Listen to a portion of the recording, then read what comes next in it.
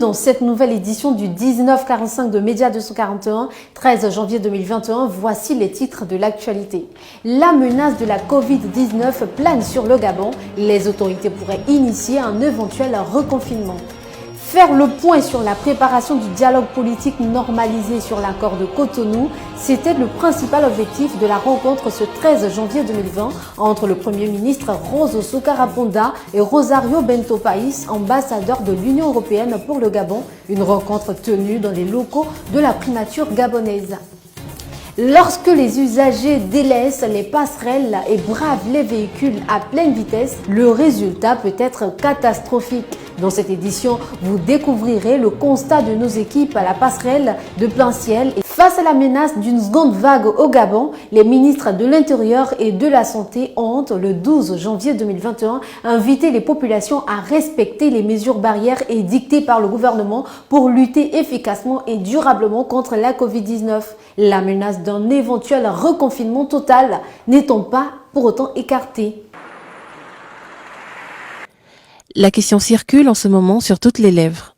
Le ministre de l'Intérieur, Lambert Noël Mata, et son collègue de la Santé, Guy-Patrick Obiandong, ont animé le 12 janvier 2021 une conférence de presse conjointe consacrée à la stratégie de lutte contre la propagation de la Covid-19.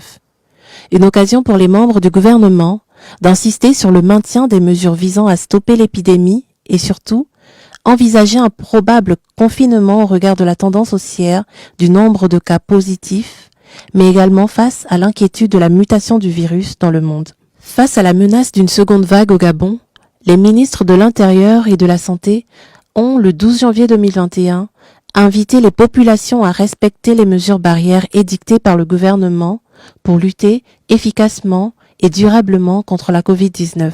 Le gouvernement, toujours soucieux de la santé des populations, entend au nom du principe de précaution utiliser la même rigueur pour freiner la propagation du virus, car cette seconde vague, plus contagieuse et plus meurtrière, peut plonger notre pays dans une profonde détresse et tristesse, a indiqué Lambert Noël Mata. Cependant, face au constat d'augmentation des cas ces dernières semaines au Gabon, le gouvernement invite les uns et les autres à la responsabilité et à la prudence. Pour cela, les forces de défense et de sécurité ont été instruites et qu'au-delà de la sensibilisation, une phase de sanction va suivre pour faire face au relâchement, à l'insouciance et à l'incivisme dont font montre beaucoup de nos compatriotes, a-t-il ajouté. Fort de constat, le gouvernement met en garde contre la reconduction d'un nouveau confinement, sans pour autant déplorer l'augmentation des contaminations dont le pays fait face. Comme je vous le disais dans les titres, le Premier ministre Roch Sokaraponda a reçu en audience ce 13 janvier 2021 Rosario Bento País, ambassadeur de l'Union européenne pour le Gabon, au menu des échanges, entre autres le dialogue politique, l'autonomisation de la femme. Reportage Freddy Moussonda à Limbakita.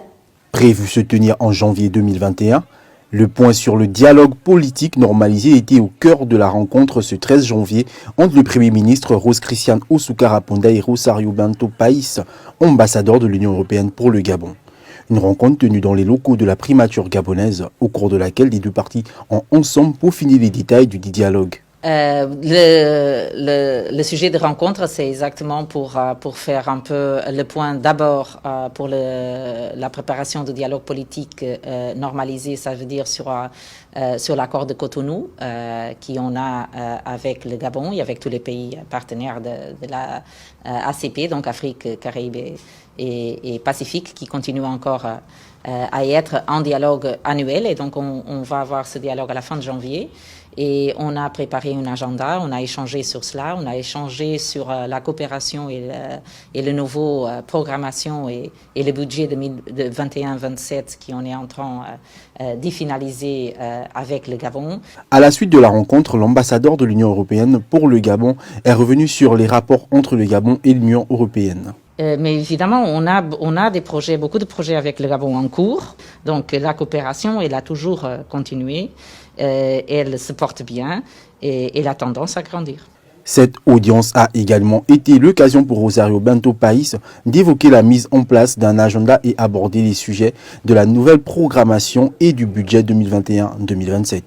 2800, c'est le nombre d'accidents de la circulation enregistrés au Gabon en 2020 contre 2128 en 2019, soit une augmentation de 672 cas selon la Direction générale de la sécurité routière. Une des causes de ces accidents, le non-respect des consignes telles que l'usage des passerelles piétonnes. Notre équipe en a fait le constat dans les quartiers Plein Ciel et Awandje, passerelle piétonne, l'incivisme des populations. Un reportage signé Freddy Moussonda et Alain Bakita. Une passerelle est dans le domaine de l'architecture, un pont ou un passage aérien à l'usage exclusif des piétons, voire des cyclistes, pouvant par exemple relier deux bâtiments entre eux, enjamber un cours d'eau ou une voie navigable, un axe de circulation routière ou ferroviaire. Et pourtant, ici au quartier Plein Ciel, comme à certains endroits du pays, ces passerelles semblent ne pas servir à grand-chose. Un accident de circulation survenu en 2015 à hauteur du quartier Plein Ciel, peu avant la station-service et ayant causé la mort d'un piéton, avait suscité la colère des riverains de la zone. C'était l'accident de trop. En 2016, les autorités gabonaises, via le ministre des Travaux publics, ont fait construire une passerelle piétonne à cet endroit pour prévenir des accidents de la route, facilitant ainsi la traversée piétonne. L'aménagement de cet espace supposait de facto l'interdiction d'emprunter directement la voie express pour la traversée de la route. Un grillage séparant les voies avait d'ailleurs été construit à cet effet. Pourtant, ces efforts consentis par les autorités gabonaises sont chaque jour bafoués par les riverains de Plein Ciel. Plusieurs d'entre eux refusent d'emprunter la passerelle, préférant traverser directement par la voie express au péril de leur vie. Combien d'accidents encore devront se produire à cet endroit, emportant des vies humaines pour décourager les réfractaires aux bonnes pratiques? Ceux-là même qui ont détruit le grillage érigé entre les voies pour faciliter leurs actes d'incivisme. Les questions méritent d'être posées au regard du nombre de victimes de la route sans cesse grandissante. Dans l'actualité internationale, les autorités sanitaires américaines ont annoncé ce 12 janvier 2021 que désormais un test Covid-19 négatif sera exigé pour tous les voyageurs arrivant aux États-Unis par avion à compter du 26 janvier 2021. Ce prélèvement devra être réalisé dans les 3 jours précédant le départ pour le pays de l'oncle Sam. Selon les autorités sanitaires du pays, cette nouvelle restriction entrera en vigueur à partir du 26 janvier 2021. Cette annonce des autorités sanitaires fait suite à la propagation du variant anglais du virus dans plusieurs pays du monde. Cette nouvelle souche britannique est désormais présente aux États-Unis. Et voilà qui met fin à ce 1945. Restez connectés sur M241 TV.